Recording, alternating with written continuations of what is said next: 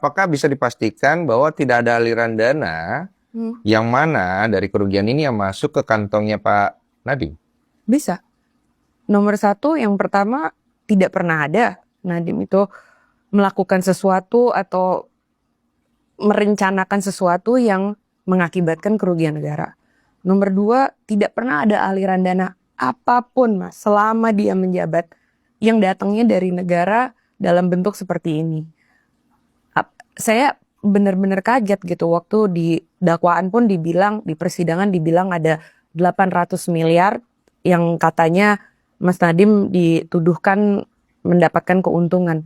Di persidangan diperlihatkan 809 miliar itu oleh perusahaan Gotoh dikasih lihat bahwa itu masuk keluar dalam hari yang sama.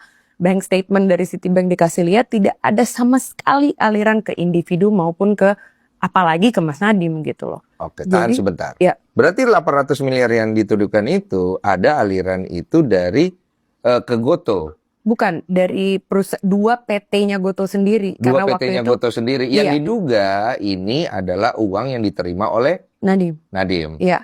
Oke. Dan itu tidak pernah terjadi dan di persidangan sudah dibuktikan. Di persidangan sudah dibuktikan.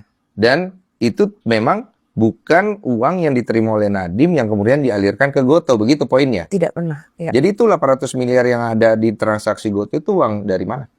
Uang Gotoh yang pada saat itu mereka melaksanakan internal transaction antara PT-PT-nya sendiri lah ya, karena mereka akan IPO, dan itu pun sudah diaudit oleh OJK dan dilaporkan pada saat itu. Jadi benar-benar pure transaksi korporasi besar aja yang nggak ada hubungannya dengan Mas Nadiem. Oke, jadi kalau secara jaksa menuntut Pak Nadiem itu di persidangan, yang dia tuntut itu apanya lagi kalau secara keterangannya udah seperti ini? Saya nggak tahu, Mas. Karena ada isu narasi di mana terkesan Pak Nadiem itu ada kong kali kong dengan Google kan? Ya. Yang kemudian itu bagaimana cara membantahnya gitu kan? Ya. Dan itu akhirnya sudah terbukti dan terbantah di pengadilan oleh keterangan dari saksi dan dari pihak Gotoh, begitu? Betul. Jadi si kong kali kong ini kan ceritanya melibatkan Mas Nadiem dengan pihak Gotoh dengan pihak Google. Iya. Pihak Gotoh sudah dihadirkan oleh mereka untuk memberitahu kesaksiannya. Udah terbantahkan dari satu pihak. Satu pihaknya lagi, Mas, dari pihak Google. Ini petinggi-petinggi Google dari seluruh dunia, mereka tiba-tiba berkenan dan kemarin bersaksi di pengadilan untuk benar-benar juga menjelaskan keterangan sejujur-jujurnya. Itu secara online ya? Online 11 jam. Iya, saya tahu itu, saya dengar beritanya. Dan keterangan dia itu sebenarnya